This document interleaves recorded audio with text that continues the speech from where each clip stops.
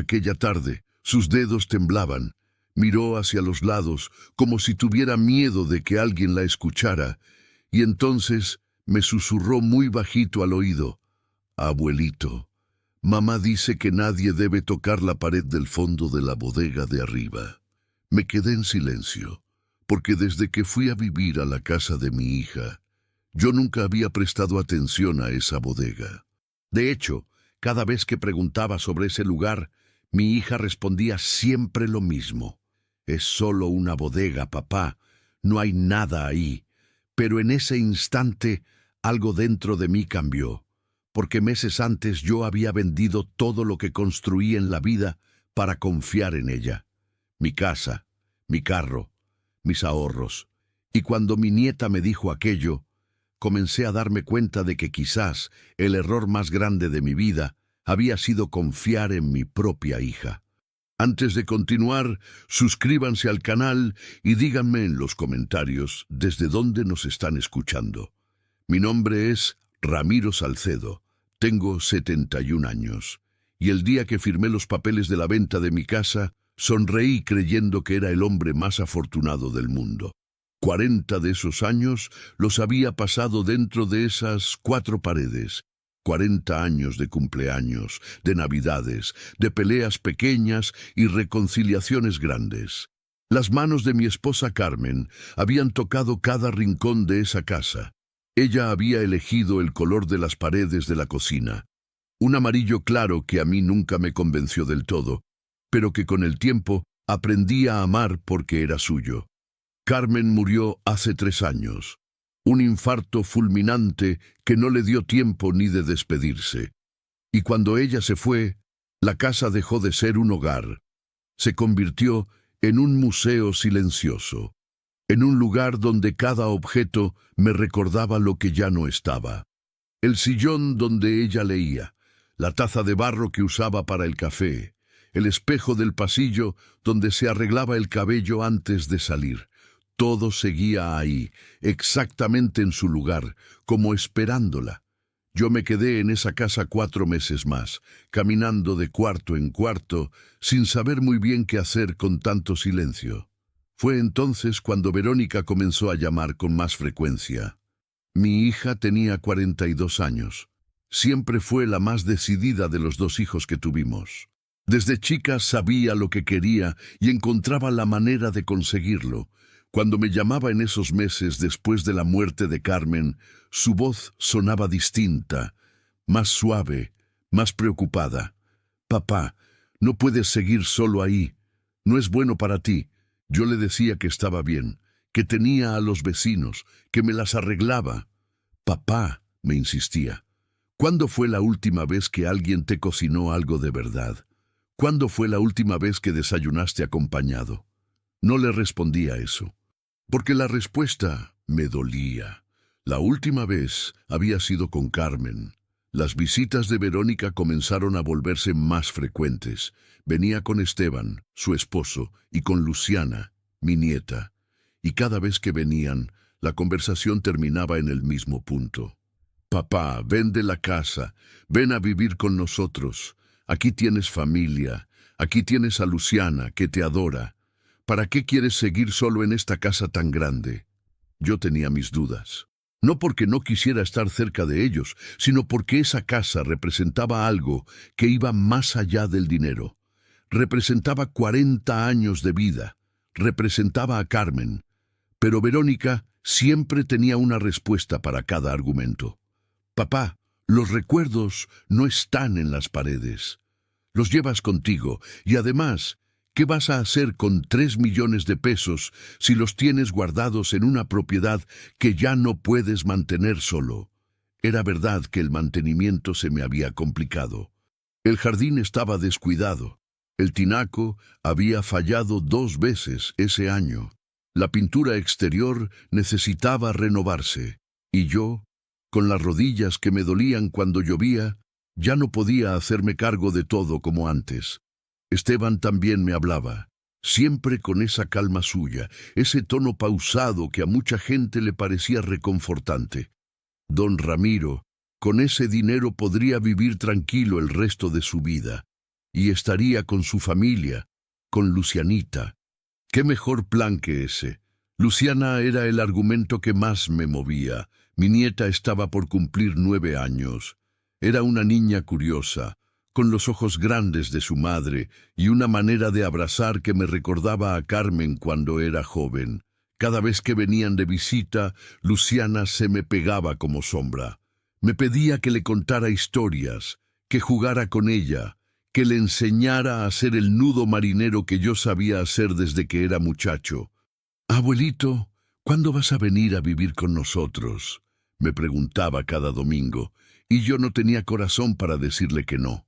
La decisión la tomé un martes por la tarde, sentado en el sillón de Carmen, viendo llover a través de la ventana. El sonido de la lluvia en el techo de esa casa siempre había sido mi sonido favorito del mundo. Pero esa tarde, en lugar de reconfortarme, me hizo sentir más solo que nunca. Llamé a Verónica y le dije que sí. Los trámites fueron más rápidos de lo que imaginé. Verónica ya tenía un comprador, un hombre de unos 50 años que llevaba tiempo buscando una propiedad en esa zona. El precio que ofrecía era justo: 2.800.000 pesos por la casa.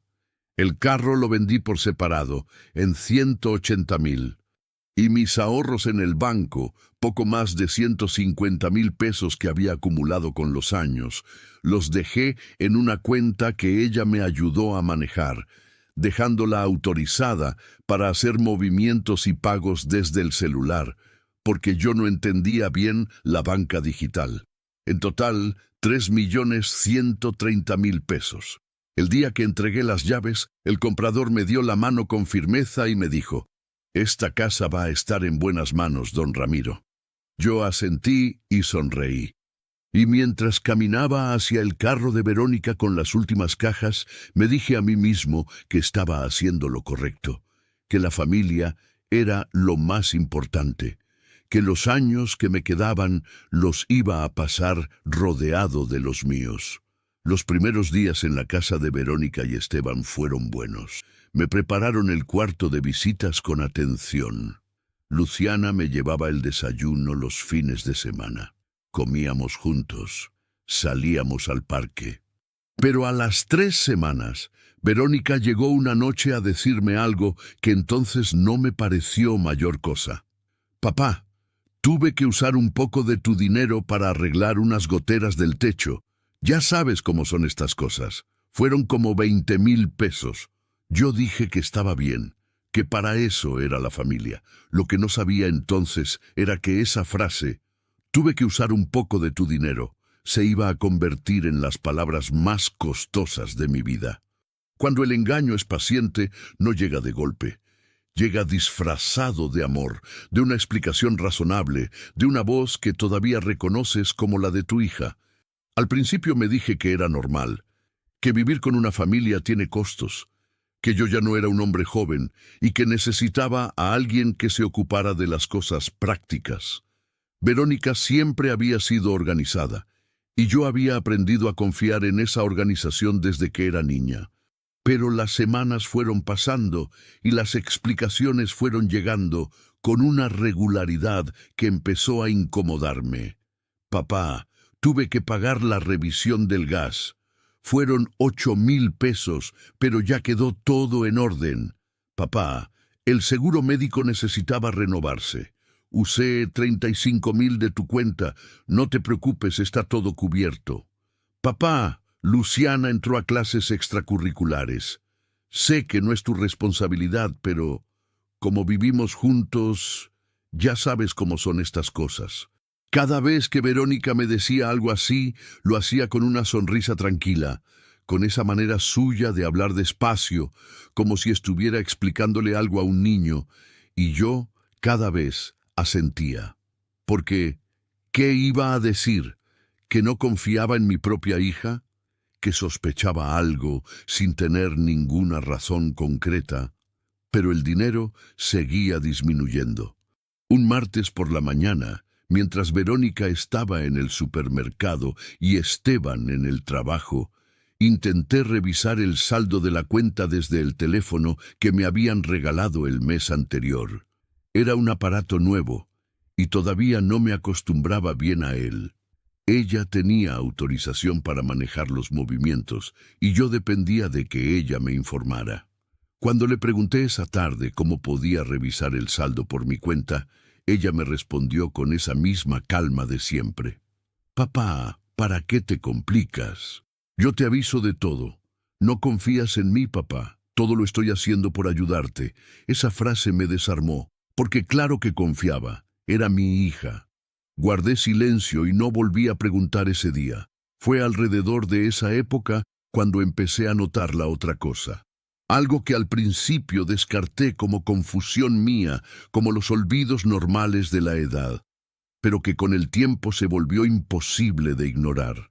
Objetos de mi antigua casa estaban apareciendo en la de Verónica. El primero que noté fue un cuadro, un paisaje marino que Carmen había comprado en un viaje que hicimos a Veracruz cuando teníamos 30 años. Era un cuadro sencillo, sin gran valor económico, pero lleno de historia para mí. Lo recordaba perfectamente colgado en el corredor de mi antigua casa, cerca de la puerta de la cocina. Un día lo vi en el pasillo de la casa de Verónica.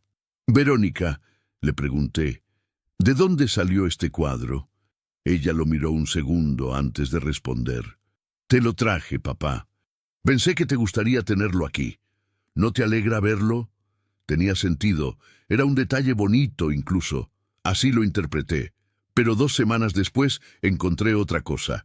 Una caja de porcelana que había sido de Carmen. Una pieza pequeña, blanca, con flores azules pintadas a mano, que su madre le había regalado cuando nos casamos. Carmen la guardaba en el cajón de su mesita de noche. Era uno de esos objetos que nunca se exhiben, pero que tampoco desaparecen, porque tienen demasiado peso sentimental para moverse de su lugar. La encontré en una repisa del cuarto de estar, entre unas plantas y unos libros. Esa vez no pregunté nada.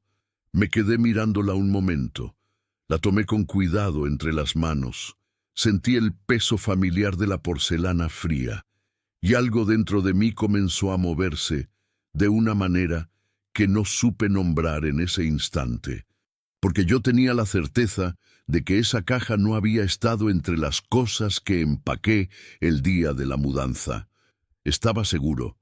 Había revisado cada cajón de esa recámara antes de salir. Había tomado lo que quería llevar y había dejado lo demás para que Verónica decidiera qué hacer con ello. Pero esa caja específica no la recordaba entre las cajas que llegaron a la nueva casa. Entonces, ¿cómo había llegado ahí? Los días siguientes estuve más atento. Caminaba despacio por los cuartos. Observaba los estantes, las mesas, los rincones, y fui encontrando más cosas. Una lámpara de mesa que había sido del estudio, un reloj de pared que siempre estuvo en la sala, una figura de cerámica que Carmen coleccionaba, objetos que yo ya había echado de menos, incluso antes de entregar la casa, pero que en ese momento atribuí al desorden de la venta y de la mudanza. Me pregunté si estaría confundiéndome, si la memoria me estaba jugando una mala pasada. Pero cuanto más lo pensaba, más claro lo veía. Esos objetos no los había empacado yo. Alguien más los había movido. Alguien que había tenido acceso a mi casa mientras yo todavía vivía ahí, cuando Verónica decía que iba a ayudarme con la mudanza y con la venta. Una tarde, sentado en el jardín con Luciana mientras ella dibujaba en su cuaderno, le pregunté con cuidado: «Lucianita, ¿tú recuerdas si tu mamá fue muchas veces a la casa del abuelo antes de que me mudara aquí?» La niña levantó los ojos del cuaderno y pensó un segundo. «Sí, abuelito, fue varias veces, a veces con papá, a veces sola. Llevaban cajas en el carro». Lo dijo con la naturalidad de los niños, sin entender el peso de lo que acababa de decirme. Yo asentí despacio y le dije que estaba muy bien su dibujo, pero por dentro algo se había roto. Hay verdades que los adultos aprenden a callar, pero que los niños todavía no saben esconder. Luciana entró a mi cuarto esa tarde sin hacer ruido. Era un sábado. Verónica había salido a hacer unos trámites, según dijo, y Esteban estaba viendo el partido en la sala con el volumen alto. La niña cerró la puerta despacio, con esa precaución que no es natural en los niños de su edad, sino en los que han aprendido a moverse con cuidado dentro de su propia casa. Me encontró sentado junto a la ventana, leyendo el periódico sin realmente leerlo. Tenía los ojos sobre las palabras, pero la mente en otro lugar, en la caja de porcelana, en el cuadro de Veracruz, en las cajas que Luciana había visto salir de mi antigua casa. «Abuelito», dijo en voz muy baja. Levanté la vista. Ella estaba de pie junto a la cama, con las manos entrelazadas frente al cuerpo, como cuando quería decir algo importante y no sabía por dónde empezar. «Aquí estoy, mi amor. ¿Qué pasó?» Se acercó 2 pasos, miró hacia la puerta cerrada. Luego me miró a mí. «Abuelito, mamá dice que nadie debe tocar la pared del fondo de la bodega de arriba». Me quedé quieto un momento. «¿La bodega?», repetí, como si la palabra fuera nueva para mí. «Sí, la bodega que está al final del pasillo de arriba. La puerta casi siempre está con llave. Mamá dice que si alguien toca esa pared del fondo, vamos a tener problemas».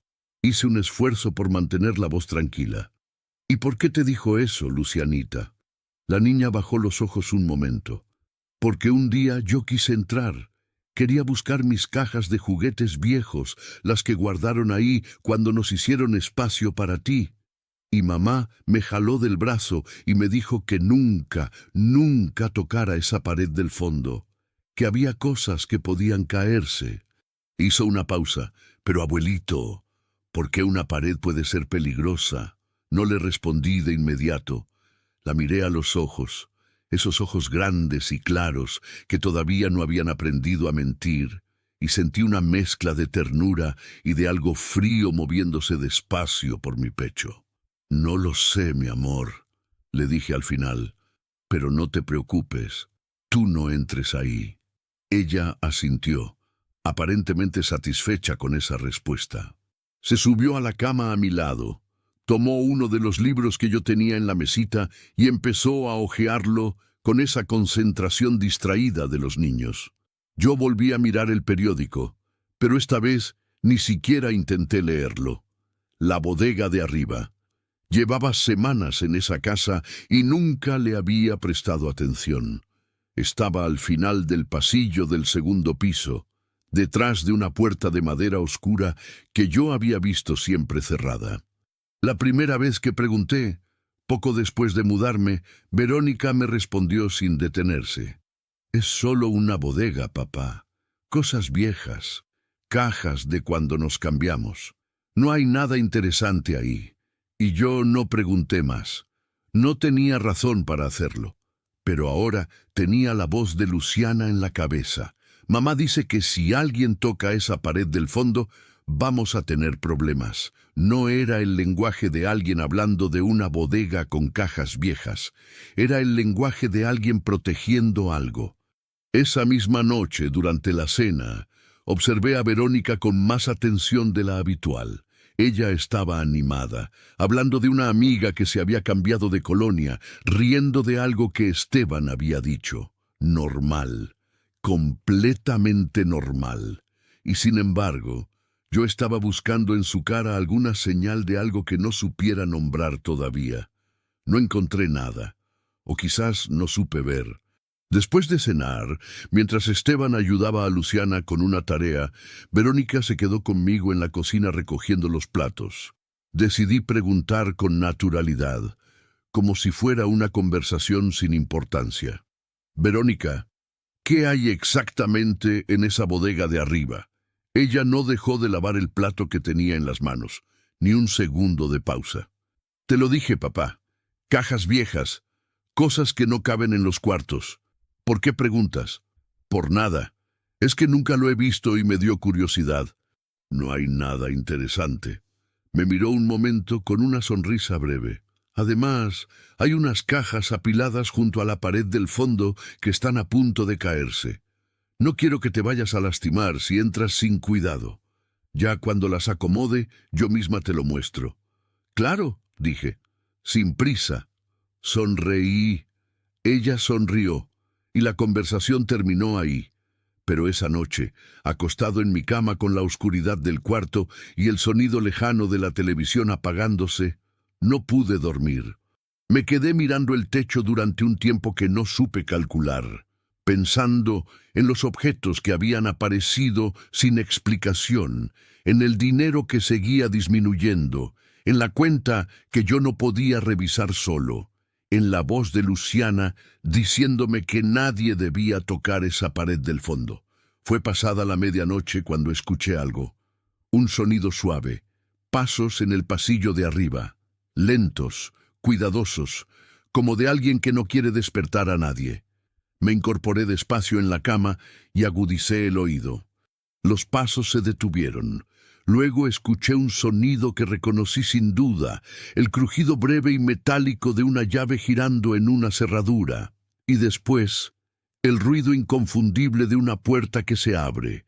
Me quedé inmóvil, con el corazón golpeando más fuerte de lo que debería. Esperé, y al cabo de unos minutos escuché el mismo recorrido en sentido inverso, los pasos volviendo, la puerta cerrándose, la llave girando otra vez, y luego silencio. A la mañana siguiente, en el desayuno, Esteban llegó a la mesa con los ojos ligeramente cargados, como de quien ha dormido poco. Verónica le sirvió el café sin decir nada. Luciana comía sus tostadas viendo su caricatura favorita en la tableta. Todo completamente normal, excepto que yo ya sabía que esa noche alguien había entrado a la bodega cargando algo. A partir de esos días, empecé a fingir que dormía. No porque me gustara desconfiar, sino porque entendí que, en esa casa, la verdad solo aparecía cuando ellos creían que yo ya no estaba mirando. Los días siguientes cambié mis hábitos sin que nadie lo notara. Antes me acostaba temprano. A las 9:30 ya estaba en mi cuarto, con la luz apagada y el radio encendido a volumen bajo, como lo había hecho toda mi vida. Era una costumbre de décadas, y en esa casa todos ya la conocían. Verónica incluso lo mencionaba con cariño cuando tenían visitas. Mi papá es muy ordenado. A las 10 ya está dormido. Eso cambió. Empecé a acostarme a la misma hora de siempre, pero ya no dormía. Dejaba el radio encendido, me tapaba hasta los hombros y me quedaba quieto, con los ojos abiertos en la oscuridad, escuchando. La casa tiene sus propios sonidos de noche. El refrigerador que zumba en la cocina, el paso de algún carro en la calle, el crujido del techo cuando la temperatura baja. Aprendí a reconocer cada uno de esos ruidos hasta que dejaron de distraerme, y entonces empecé a escuchar lo demás. La primera noche no pasó nada, la segunda tampoco. Pero la tercera noche, pasadas las 11, escuché los pasos. Eran pasos conocidos. El peso y el ritmo eran los de Verónica. Subía la escalera despacio, evitando el tercer escalón, que siempre crujía más fuerte. Era un detalle pequeño, pero significativo. Alguien que sube una escalera de su propia casa a las 11 de la noche, sin razón para ocultarse, no evita el escalón que cruje. Lo evita quien no quiere ser escuchado. Escuché la llave, escuché la puerta, y luego, durante varios minutos, un silencio tenso desde arriba, interrumpido apenas por el sonido suave de algo moviéndose, como papeles, como algo que se abre y se cierra. 20 minutos después, los pasos volvieron hacia abajo. Me quedé sin moverme hasta que la casa recuperó su silencio completo.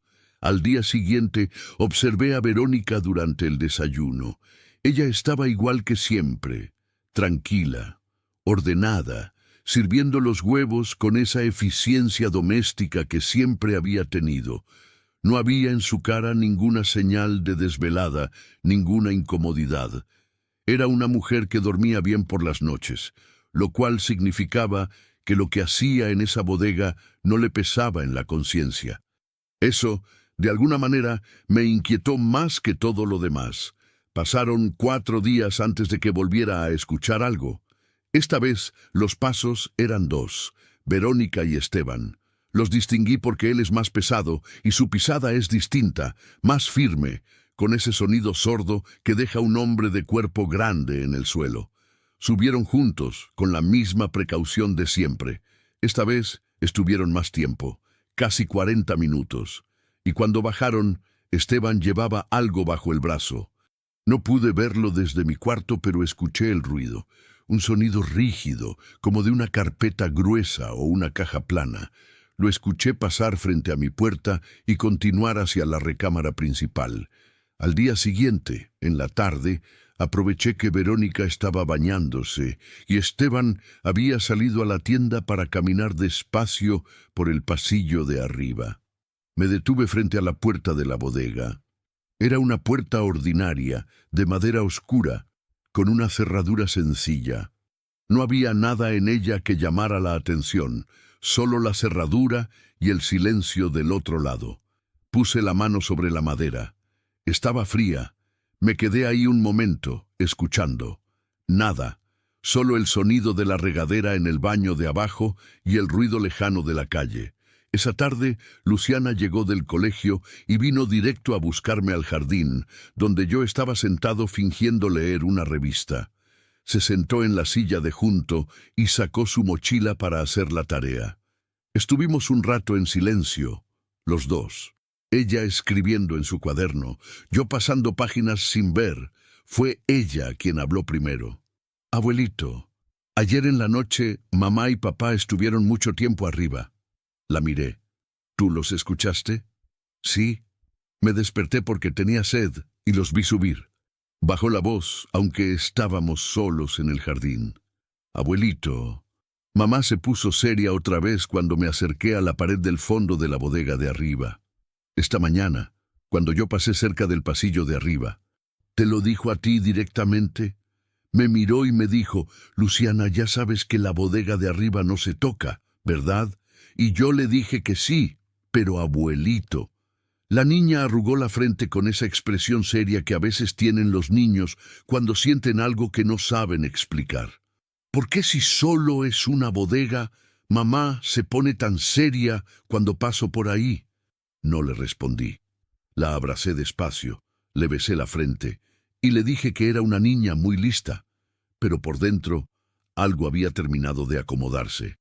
Ya no era curiosidad, ya no era incomodidad, ya era otra cosa, una certeza fría y pesada instalándose en el centro del pecho, como cuando uno sabe algo que todavía no puede demostrar, pero que ya no puede ignorar. Esa noche en la cama tomé una decisión. Tenía que entrar a esa bodega, no por impulso, no por rabia, sino porque llevaba semanas viendo desaparecer dinero sin explicación real. Porque objetos de mi antigua casa aparecían en lugares donde yo no los había puesto. Porque mi propia hija subía a escondidas, de noche, a un lugar que describía como una simple bodega. Y porque Luciana me había dicho, con los ojos llenos de una preocupación que no le correspondía a su edad, que tocar esa pared del fondo traería problemas. Esperé 3 noches más. Necesitaba estar seguro de que todos dormían profundo. Aproveché para observar los horarios. Verónica y Esteban se dormían generalmente antes de las 12. Luciana, agotada por la escuela, no pasaba de las 9:30. La cuarta noche me levanté a la 1 de la madrugada. Caminé descalzo por el pasillo para no hacer ruido. El suelo estaba frío bajo mis pies. Subí la escalera evitando el 3er escalón, igual que hacía Verónica. Llegué al pasillo de arriba, donde la única luz era la que entraba por la pequeña ventana al fondo, un rectángulo pálido de luz de luna. Me detuve frente a la puerta de la bodega. La puerta tenía cerradura y casi siempre permanecía cerrada. Por eso supuse que esa noche también estaría asegurada. Pero cuando giré la manija con cuidado, cedió sin resistencia. Por descuido o por exceso de confianza, esa noche no la habían cerrado con llave. Cuando puse la mano en esa puerta, sentí algo raro en el pecho. Todavía no había visto nada, pero ya sabía que, después de abrirla, nada iba a volver a ser igual. La puerta se abrió con un suave quejido de bisagras que me heló la sangre, porque en el silencio de la 1 de la madrugada, ese sonido me pareció ensordecedor. Esperé. Conté hasta 30 sin moverme, escuchando. Ningún sonido desde las recámaras, ningún movimiento. Solo el zumbido lejano del refrigerador y mi propia respiración, que intentaba controlar sin lograrlo del todo. Empujé la puerta despacio y entré. El olor fue lo primero, un aire cerrado, con humedad vieja y algo más. Papel, cartón, el polvo particular de las cosas guardadas durante mucho tiempo. Conocía ese olor. Era el mismo que tenía el cuarto de herramientas de mi antigua casa cuando lo abría después de meses sin entrar. Saqué el teléfono del bolsillo de la bata. Luciana me había enseñado a usar la linterna una tarde en que se le había caído un arete debajo de la cama. Encendí la luz y la dirigí hacia adelante. Lo que vi al principio no llamaba la atención. Cajas de cartón apiladas a los lados. Bolsas de plástico selladas, objetos cubiertos con tela, una bodega como cualquier otra con el techo bajo y las paredes de bloc gris sin pintar. Pero al fondo, contra la pared del fondo, había algo que no encajaba. Un armario, grande, antiguo, de madera oscura, de esos que ya nadie fabrica. Estaba empujado contra la pared, ocupando casi todo el ancho del espacio. Parecía estar ahí por razones de almacenamiento, como cualquier mueble viejo que uno no sabe dónde más poner. Pero había algo raro. Me acerqué despacio, con la linterna apuntando hacia el fondo. El armario no estaba del todo pegado a la pared. Había un espacio, apenas unos centímetros, entre el lado derecho del mueble y el muro. Un espacio pequeño, pero suficiente para que uno se preguntara por qué ese armario no estaba colocado correctamente. Lo empujé despacio desde el lado izquierdo. Era pesado, pero se movió. Y cuando se movió, lo que quedó detrás no era pared lisa, era una abertura. Un panel cortado con precisión, retirado y reemplazado de manera que desde afuera parecía una pared normal. Pero ese panel estaba suelto, apoyado en su lugar sin estar fijado. Alguien lo había preparado para abrirse y cerrarse con facilidad. Esa era la pared del fondo de la que Luciana me había advertido. Eso era lo que su madre le había ordenado que nadie tocara. Retiré el panel con cuidado y lo apoyé contra el armario. Detrás había un espacio. No grande, con el techo tan bajo que tuve que inclinarme para entrar, pero completamente organizado. Había tablones de madera improvisados como estantes a lo largo de la pared, carpetas, sobres manila, cuadernos con tapas escritas a mano con la letra apretada de Esteban, esa letra con las letras muy juntas y la T con un trazo largo y recto que siempre me había parecido la letra de alguien meticuloso. Y en el rincón, una maleta, mediana, de lona gruesa azul marino, con una combinación numérica en el cierre. Me arrodillé con esfuerzo frente a la primera caja de cartón que encontré. Las rodillas me protestaron, como siempre que el suelo está frío. Despegué con cuidado una esquina de la cinta adhesiva, intentando no romperla del todo, para poder volver a sellarla después. Abrí la caja y me quedé sin respiración. Adentro, envueltos en papel de China, con ese cuidado que se le da a las cosas frágiles, estaban objetos que yo conocía mejor que mi propio nombre. Una figura de cerámica, una dama con vestido azul, de unos 20 centímetros de altura, que Carmen había recibido de su madre como regalo de bodas. Había vivido 40 años en el librero del comedor de nuestra antigua casa, en el mismo lugar, sin moverse nunca. La tomé entre las manos y sentí el peso familiar de la pieza, el frío suave de la cerámica, el pequeño desportillado en la base que nunca habíamos mandado a reparar, porque Carmen decía que esas marcas eran parte de su historia. La puse con cuidado sobre el suelo y seguí revisando. Había más piezas de la colección de Carmen. 5, 6 figuras diferentes, todas envueltas con el mismo cuidado. Había un reloj de mesa que había sido de mi padre, de metal dorado con la carátula blanca. Había una caja de madera con incrustaciones de nácar que usábamos para guardar los documentos importantes y que yo había buscado la semana de la mudanza sin encontrarla. Abrí la caja de nácar. Estaba vacía. Los documentos que había dentro ya no estaban. Revisé otra caja. Más objetos de la antigua casa, la cubertería de plata que Carmen guardaba para las ocasiones especiales, marcos con fotografías, una lámpara de mesa del estudio, todo guardado, todo organizado, todo escondido detrás de una pared falsa. Me senté en el suelo con la espalda contra el armario y apagué la linterna un momento. El corazón me golpeaba con una fuerza que no sentía desde hacía años. Verónica había estado sacando cosas de mi casa antes de la mudanza, no objetos sin valor, objetos específicos, con historia, con significado, con valor sentimental y también económico. Los había traído aquí y los había guardado detrás de esta pared y nunca me había dicho nada. Encendí de nuevo la linterna y me levanté con esfuerzo. Me acerqué a la maleta azul del rincón. Intenté la combinación con los números más obvios. La fecha de nacimiento de Verónica, el año de nuestra casa. Al tercer intento, el cierre cedió. Adentro, el corazón casi se me detuvo. Tomé solo algunos papeles clave de los estantes, los que podía ocultar sin alterar demasiado el orden de lo que había ahí. Los doblé con cuidado y los guardé dentro de la bata contra el pecho. Luego volví a colocar el panel en su lugar, empujé el armario hasta cubrirlo y salí de la bodega cerrando la puerta sin hacer ruido. Un hombre que ha vivido suficiente sabe que las traiciones más profundas no vienen de los enemigos, sino de las personas que uno alimentó, cuidó y amó desde el primer día. Dentro de la maleta había una parte del dinero en efectivo. No todo lo que faltaba de mi cuenta, pero sí lo suficiente para entender que me habían mentido durante meses.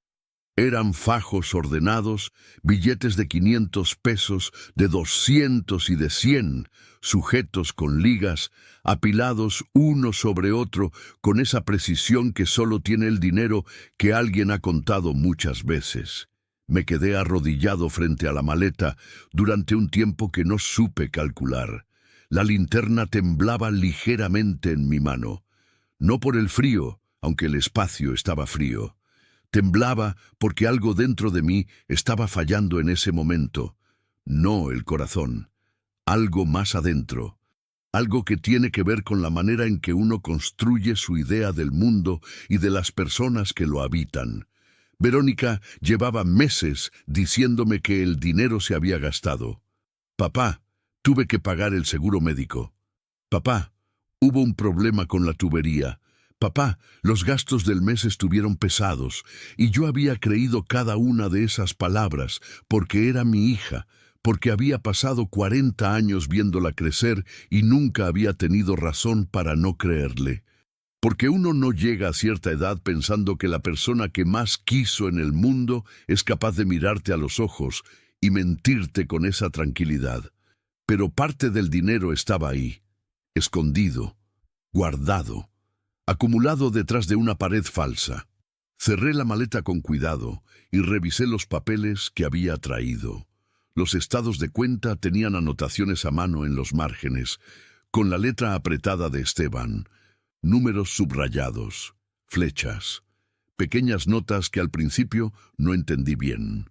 Me acerqué más la linterna y leí despacio. Las anotaciones indicaban transferencias, movimientos entre la cuenta que era mía y otras cuentas cuyos números aparecían anotados en la parte superior de las hojas. Como Verónica estaba autorizada en la cuenta para hacer transferencias desde el celular, el banco no cuestionaba esos movimientos. Cuentas que yo nunca había visto ni autorizado directamente, pero que ella podía manejar sin levantar ninguna alarma. pero los montos sí los reconocí. 80,000 pesos, el 15 de enero. Verónica me había dicho ese mes que habían tenido que cambiar parte de la instalación eléctrica. 55,000 el 3 de febrero. Ese mes ella mencionó un problema con el predial. 120,000 pesos en una sola transferencia el 28 de febrero. Para ese movimiento yo no recordaba ninguna explicación. Quizás porque ya había dejado de preguntar. En los primeros meses que pude revisar, habían salido ya más de 400,000 pesos. 400,000. No en gastos reales, no en facturas, ni recibos, ni reparaciones verificables, en movimientos silenciosos hacia cuentas que yo desconocía. Pasé las hojas hasta el final, y cuando terminé de sumar todo lo que aparecía entre transferencias y retiros en efectivo, entendí que la cifra real era todavía peor. Rondaba ya los 680,000 pesos. 680,000 pesos de mis 3,130,000 desaparecidos en menos de 5 meses. Entre los papeles también encontré fotografías de mi antigua casa, tomadas desde adentro, con buena luz, como las fotos que se hacen para anunciar una propiedad en venta. Pero no eran solo fotos de la casa, eran también fotos de los objetos, la cubertería de plata sobre la mesa del comedor, las figuras de cerámica de Carmen en el librero, el reloj de mi padre sobre el escritorio, cada objeto fotografiado por separado, como un inventario, como alguien catalogando lo que hay en una propiedad antes de venderla. Detrás de las fotografías encontré una hoja doblada en 4. Era una lista escrita a mano, con la letra de Verónica, su letra redonda y clara, la misma con la que me escribía tarjetas de cumpleaños desde que aprendió a escribir. Era una lista de objetos con un valor estimado junto a cada uno. La figura de cerámica con el vestido azul, 4,500 pesos. El reloj de metal dorado, 8,000. La cubertería de plata de 24 piezas, 22,000. Las figuras de la colección de Carmen, 7 piezas, 16,000 en total. Al final de la hoja, subrayado 2 veces, 143,000 pesos. Ese era el valor que Verónica le había asignado a las cosas que había sacado de mi casa sin decirme nada. A los objetos que Carmen había tocado, elegido y amado durante 40 años, reducidos a números en una hoja. Me senté con la espalda contra la pared y apagué la linterna. Pensé en Carmen, en lo que habría sentido al saber que su figura de cerámica tenía un precio de 4,500 pesos anotado por nuestra propia hija. Pensé en los 40 años que pasé construyendo algo, una casa, una familia, una vida. Y entonces encendí de nuevo la linterna y revisé el último papel que había traído. Era un documento que al principio no identifiqué bien. Tenía membrete institucional. Y mientras lo leía, una palabra fue apareciendo con una frecuencia que me detuvo en seco. Mi nombre, Ramiro Salcedo, escrito en formularios que yo nunca había firmado, en papeles que describían cosas sobre mí que nadie me había preguntado. Y entonces leí lo que decía el encabezado. Y comprendí que lo que Verónica y Esteban estaban planeando era mucho peor de lo que había imaginado.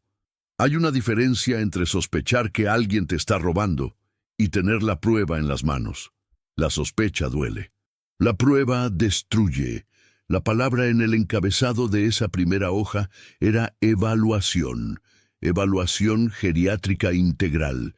Leí el título 3 veces, despacio, como si las palabras pudieran cambiar de significado si las miraba con suficiente atención.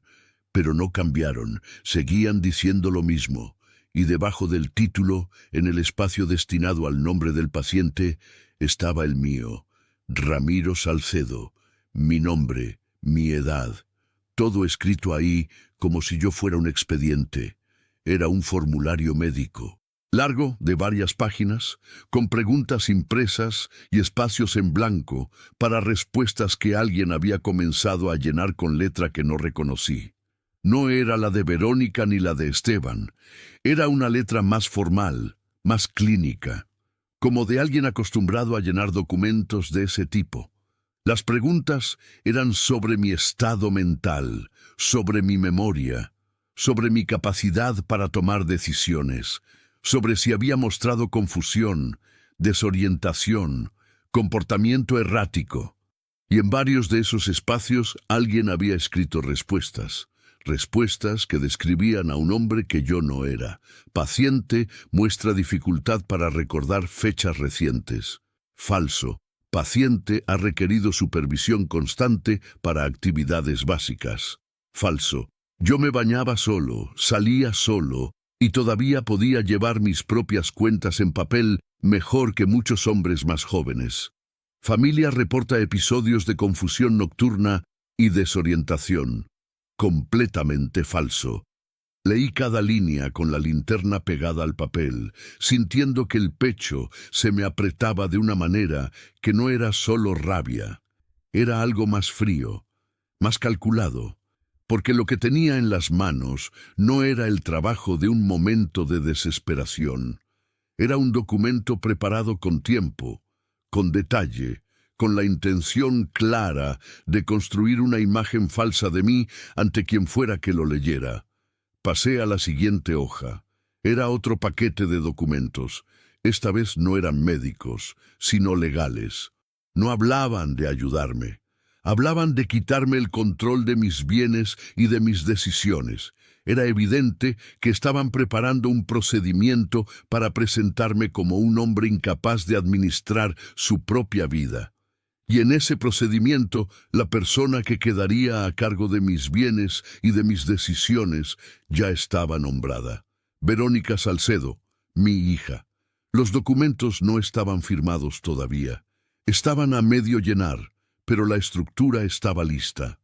La evaluación médica con las respuestas falsas era el soporte que necesitaban para presentar todo ante una autoridad y decir: este hombre no está en condiciones de manejar su propio dinero ni su propia vida. Y si eso prosperaba, yo dejaba de existir legalmente como persona autónoma. Ahora entendía la lógica completa del plan. No se trataba solo de tomar dinero poco a poco con excusas de gastos del hogar. Eso era el primer paso. El dinero que salía en transferencias hacia cuentas desconocidas no se estaba gastando.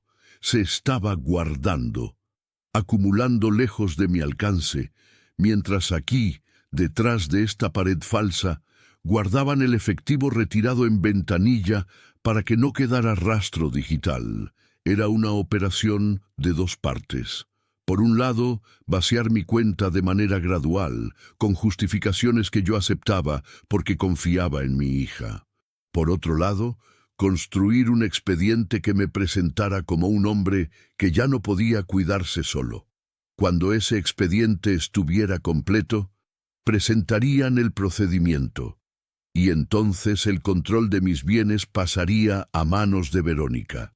Todo construido sobre mentiras que nadie cuestionaría porque venían de la propia hija.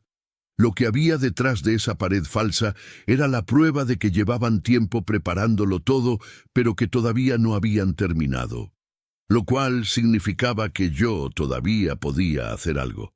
Pensé en Luciana, en su voz bajita, advirtiéndome con esa inocencia que no sabe lo que protege. Pensé en Carmen, y luego revisé una última hoja que no había leído completa. Una hoja doblada por separado, al final del paquete de documentos legales. La abrí. Era una cotización, con membrete institucional, con dirección, teléfono, lista de servicios y tarifas mensuales. Era la cotización de una residencia para adultos mayores. Cuando un hombre empieza a entender el tamaño completo de lo que le hicieron, hay un instante de silencio absoluto antes de que todo dentro de él se reorganice para siempre. La cotización tenía membrete institucional, una residencia para adultos mayores en la zona oriente de la ciudad. Atención integral, servicios médicos permanentes, supervisión las 24 horas.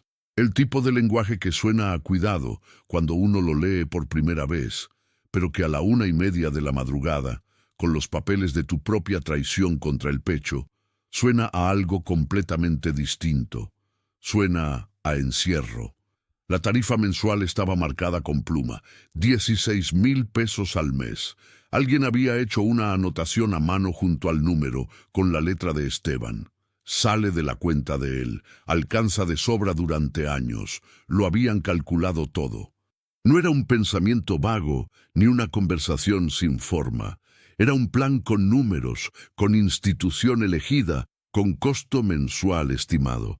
Habían calculado cuánto dinero mío alcanzaría para pagarle a ese lugar mientras yo viviera, y habían concluido que alcanzaba de sobra, y ellos ya habían decidido que esos años los pasaría en una residencia, lejos de esta casa, lejos de cualquier posibilidad de preguntar por mi dinero o de cuestionar lo que habían hecho con él. No en esta cama de visitas que Verónica me había preparado con almohadas cómodas y una colcha nueva. No desayunando con Luciana los fines de semana. No en el jardín escuchando a mi nieta hablar de sus amigas del colegio. En un cuarto de residencia, solo, sin control sobre mis decisiones ni sobre mi vida. Eso era lo que mi hija había planeado para mí. Me quedé acostado hasta las 3 de la mañana sin poder cerrar los ojos. Necesitaba pensar con claridad, y la claridad a veces necesita oscuridad y silencio para llegar completa. Revisé mentalmente todo lo que sabía. Tenía los estados de cuenta con los movimientos que nadie me había explicado. Tenía la lista de objetos con los valores anotados por Verónica. Tenía la evaluación médica con respuestas fabricadas sobre mi estado.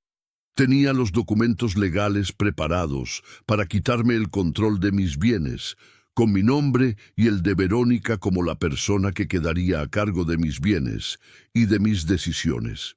Tenía la cotización de la residencia con los cálculos de Esteban al margen. Y tenía algo más que ellos no sabían que yo tenía: tiempo. El plan todavía no estaba completo. Los documentos estaban a medio llenar. El procedimiento no había sido presentado ante ninguna autoridad todavía, lo cual significaba que yo todavía podía hacer algo. A las 6 de la mañana, cuando escuché a Verónica bajar a la cocina a preparar el café, me levanté, me duché, me vestí con calma y guardé los documentos en el forro interior de la maleta vieja que usaba para guardar papeles personales. La maleta tenía una cerradura pequeña, de esas de 3 dígitos, cuya combinación solo yo sabía. Bajé a desayunar como todos los días. «Buenos días, papá».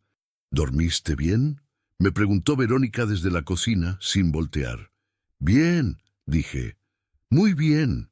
Me senté en mi lugar de siempre. Esteban llegó a los 10 minutos, con el cabello todavía húmedo. Luciana bajó corriendo a los pocos minutos, apurada como siempre por llegar al colegio. Los miré a todos desayunar. Escuché la conversación sobre el tráfico, sobre una tarea que Luciana tenía que entregar, sobre algo que Esteban tenía pendiente en el trabajo. Una familia ordinaria, desayunando un martes ordinario. Y yo en medio de ellos, tomando mi café despacio, sin decir nada de lo que sabía. Porque esa noche entendí algo que nunca había pensado antes. Descubrir la verdad no es lo que cambia todo. Lo que cambia todo es lo que uno decide hacer después. Y yo había decidido. Esa mañana, mientras Verónica llevaba a Luciana al colegio y Esteban salía al trabajo, busqué en el directorio del teléfono un nombre que un vecino me había mencionado meses atrás. Un abogado de familia y patrimonio que tenía su bufete en el centro de la ciudad.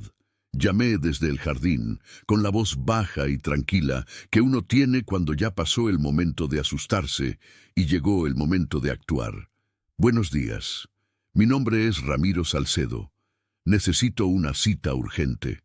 Tengo documentos que demuestran que mi hija está preparando un procedimiento para quitarme el control de mis bienes y también está planeando internarme en una residencia sin mi consentimiento. Hubo una pausa breve al otro lado de la línea. Don Ramiro, ¿puede venir hoy mismo? Hoy mismo, respondí. Corté la llamada y me quedé un momento en el jardín. El sol de la mañana estaba entrando entre las ramas del árbol del fondo. En algún lugar de la colonia, un camión pasó haciendo ruido.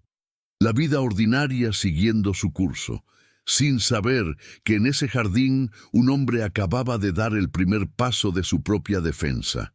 Esa tarde, sentado frente al abogado en su oficina del centro, extendí los documentos sobre el escritorio uno por uno. Él los revisó en silencio, con esa concentración profesional que no se altera fácilmente. Pero yo vi el momento exacto en que su expresión cambió. Fue cuando llegó a la evaluación médica con las respuestas fabricadas. Frunció ligeramente el ceño y levantó la vista hacia mí. ¿Estos documentos los encontró usted mismo? Sí, en una bodega de la casa donde vivo, detrás de una pared falsa que mi hija me había dicho que nadie debía tocar. El abogado asintió despacio y volvió a los papeles. Don Ramiro, si estos papeles fueron preparados con información falsa, estamos ante algo muy serio. También hay que revisar a detalle los movimientos de su dinero y cualquier documento firmado sin su consentimiento. Pero antes de dar un paso, necesitamos documentarlo todo bien. Juntó las manos sobre el escritorio, y en cuanto sea seguro hacerlo, tiene que salir de esa casa sin levantar sospechas. Pensé en Luciana, en sus ojos grandes, en el abrazo que me daba cada mañana antes de salir al colegio. Tengo una nieta en esa casa, dije. El abogado me miró con comprensión. Lo sé, y la mejor manera de protegerla a ella también es hacer esto bien. Una niña que ha visto lo que ha visto en esa casa merece que alguien adulto actúe con responsabilidad. Tenía razón. Esa misma tarde, el abogado inició las gestiones con el banco para documentar los movimientos irregulares de mi cuenta. También consiguió que revisaran mis firmas y varios documentos que yo jamás había autorizado. Después de varias semanas de revisión, ese análisis confirmó lo que yo ya sospechaba. Había firmas que no eran mías. Al salir de la oficina, caminé despacio por la banqueta del centro. El cielo estaba nublado y el aire olía a tierra mojada, como cuando va a llover. Me detuve frente a una papelería y entré a comprar un cuaderno y una pluma. Esa noche, de regreso en la casa de Verónica, cené con todos como si nada hubiera cambiado. Escuché a Esteban hablar de su trabajo. Vi a Luciana mostrar un dibujo que había hecho en la escuela. Respondí cuando me hablaban. Sonreí cuando era necesario. Y cuando me retiré a mi cuarto, abrí el cuaderno nuevo y empecé a escribir. Escribí todo, las fechas, los montos, los objetos que habían desaparecido, las noches en que escuché pasos subiendo a la bodega, las palabras exactas que Verónica me había dicho sobre los gastos, las palabras exactas que Luciana me había susurrado con sus dedos temblando, porque había aprendido algo que vale más que el dinero, más que la casa, más que cualquier herencia. Había aprendido que la manipulación solo funciona mientras la víctima no sabe que es una víctima. Y yo ya lo sabía. Las semanas que siguieron fueron lentas pero necesarias. El abogado trabajaba con precisión, construyendo el caso con cada documento, cada movimiento bancario, cada firma analizada. Durante un tiempo breve seguí viviendo ahí, solo hasta que el abogado dejó listo lo necesario para sacarme sin poner en riesgo las pruebas ni alertarlos antes de tiempo. Hasta que un miércoles por la mañana, cuando el caso ya estaba documentado y en manos de las instancias correspondientes, Verónica abrió la puerta de su casa y se encontró con las autoridades y con mi abogado en el umbral. Yo estaba detrás de ellos. Verónica me miró a mí. «Papá», empezó a decir. «Ya no, Verónica», le respondí con calma. «Ya no». Y mientras las autoridades entraban con la orden correspondiente para asegurar los documentos y abrir la investigación, yo me quedé en la puerta, de pie, con la espalda derecha y los años bien puestos sobre los hombros. La vecina de enfrente salió a su jardín a ver el movimiento. Me miró desde la banqueta con esa expresión seria de quien ha observado cosas durante meses sin poder decir nada. Nuestros ojos se encontraron un momento. Ella asintió despacio. Yo también. Tiempo después, cuando ya estaba fuera de esa casa y el proceso seguía su curso, fui a buscar al hombre que me había comprado la casa. Llamé a su puerta sin aviso previo. Él me abrió con cara de sorpresa y me invitó a pasar. «Don Ramiro, ¿qué lo trae por acá? Quería ver cómo está la casa», le dije. Me llevó a recorrerla. Había cambiado algunas cosas. El jardín estaba más ordenado. La cocina tenía pintura nueva, un tono diferente al amarillo de Carmen, más claro. Pero los cuartos eran los mismos. Los techos, las ventanas, los pasillos que conocía de memoria. Me detuve un momento en el corredor donde había colgado el cuadro de Veracruz. La pared estaba vacía. «¿Ese cuadro que había aquí?», dije. «Ah, ese. Cuando compramos la casa ya no estaba», asentí en silencio. «¿Está bien, don Ramiro?» «Sí», le dije. «Estoy bien». Y era verdad. No era la clase de bien que significa que todo está resuelto o que el dolor ha desaparecido. Era la clase de bien que significa que uno sabe dónde está parado y hacia dónde camina. Esa noche dormí en una pequeña habitación rentada que el abogado me había ayudado a conseguir cerca de su oficina, mientras los procesos avanzaban. Era un cuarto sencillo: cama, mesa, una ventana con vista a un patio interior, sin el sillón de Carmen, sin el cuadro de Veracruz, sin la figura de cerámica con el vestido azul, pero también sin nadie subiendo de noche a una bodega con llave, sin voces que me explicaran pacientemente por qué mi dinero había desaparecido, sin una pared que nadie debía tocar. Me acosté y miré el techo un momento antes de cerrar los ojos.